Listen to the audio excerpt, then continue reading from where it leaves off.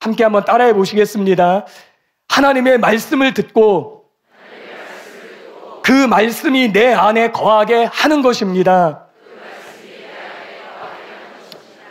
우리는 믿음을 일으키기 위해 말씀을 듣는 자리에 머물러야 해요. 믿음을 주는 말씀을 읽고 듣고 가까이 해야 합니다. 거룩을 이루길 원하시나요? 그럼 우리는 거룩에 대한 말씀을 듣고 읽어야 돼요. 겸손을 원하신다면 겸손에 대한 말씀을 듣고 읽어야 돼요. 사랑과 용서를 원하신다면 사랑과 용서에 관한 말씀을 듣고 읽어야 되는 것이. 치유도 마찬가지예요. 치유를 원한다면, 치유에 대한 믿음을 원한다면 우리는 치유에 관한 말씀을 읽고 듣고 해야 되는 것이. 왜 치유가 더디 일어날까요? 왜냐하면 우리가 듣고 잊어버리기 때문이에요. 여기서는 들었지만은 돌아서는 순간 잊어버리며 마치 말씀을 안 들은 사람처럼 살기 때문이에요. 그러나 말씀에 주의를 하면은 그 말씀이 우리를 변화시킵니다. 히브리서 2장 1절에 이런 말씀이 있어요. 그러므로 우리는 들은 것에 더욱 유념함으로 우리가 흘러 떠내려가지 않도록 함이 마땅하니라 라고 말씀해요. 공동번역에서는 이렇게 번역했습니다. 그러므로 우리는 들은 바를 더욱더 굳게 간직하여 바른 길에서 벗어나지 않도록 해야겠습니다.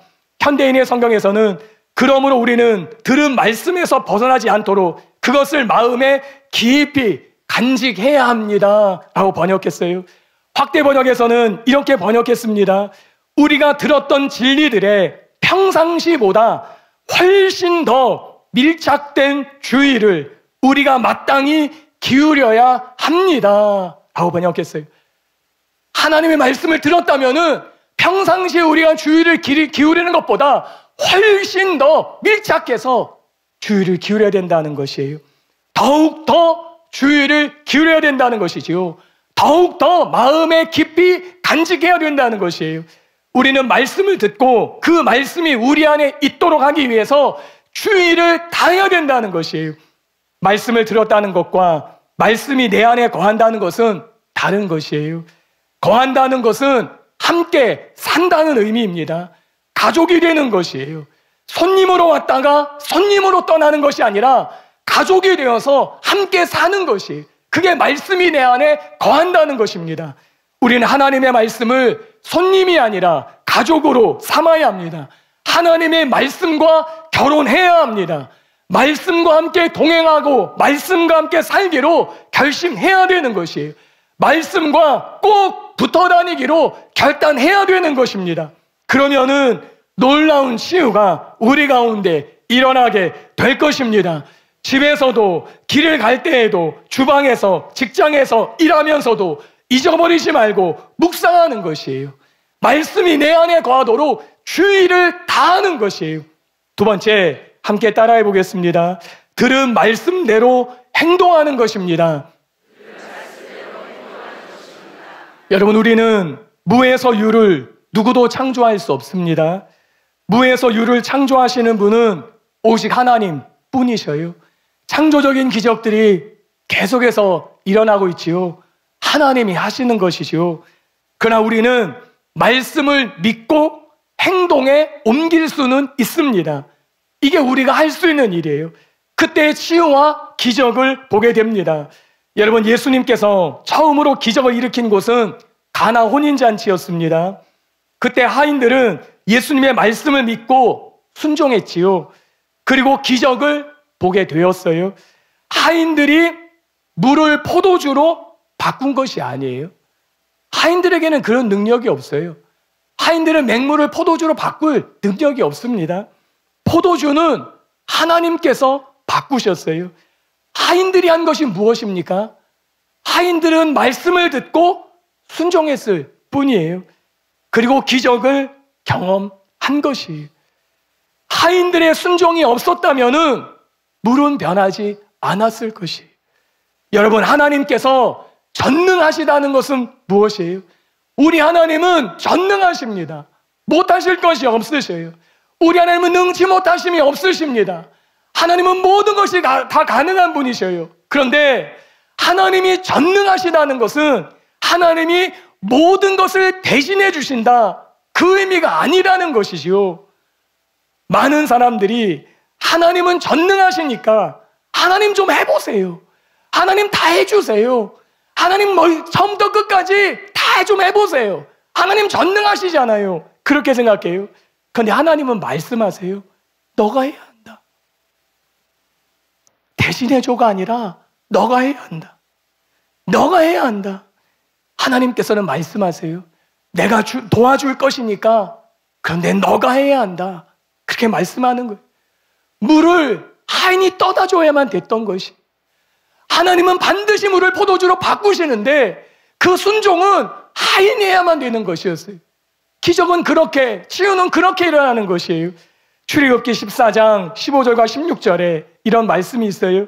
여호와께서 모세에게 이르시되 너는 어찌하여 내게 부르짖느냐.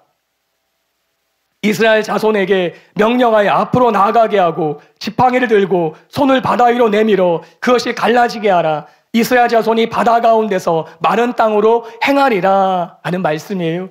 여기에 너는 어찌하여 내게 부르짖느냐, 이것을 공동번역에서는 이렇게 번역했어요. 너는 어찌하여 나에게 부르짖기만 하느냐라고 번역했어요.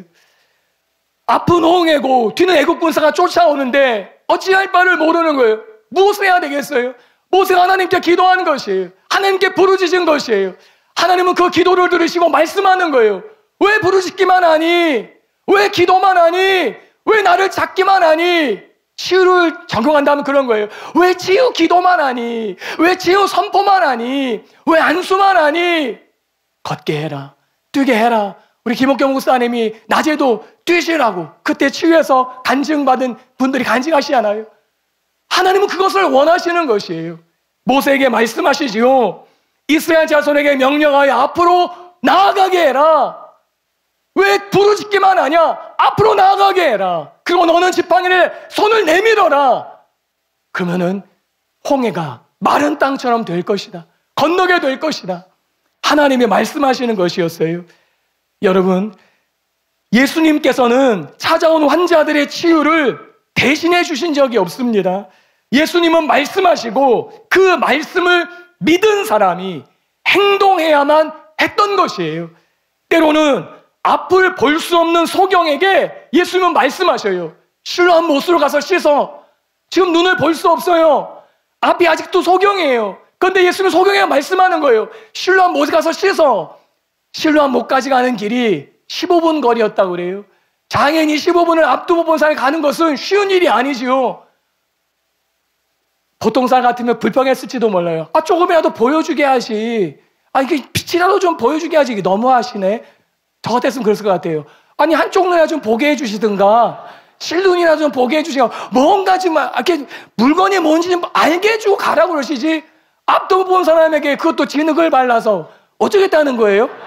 아주 못 보고 가라는 거죠. 너는 그냥 못 본 채로 가. 예수님 그러시는 거예요. 너무 심하잖아요. 가뜩이나 못 보는데 진흙도 바르고 신랑 같은 게 좀 보이면 가겠구만. 15분 길을 걸어간 거예요. 15분 길을 걸어간 거예요. 말씀 믿고 걸어간 거예요. 손을 내민 거예요. 그 일렁이는 홍해를 들어간 거예요. 그때 기적이 일어나는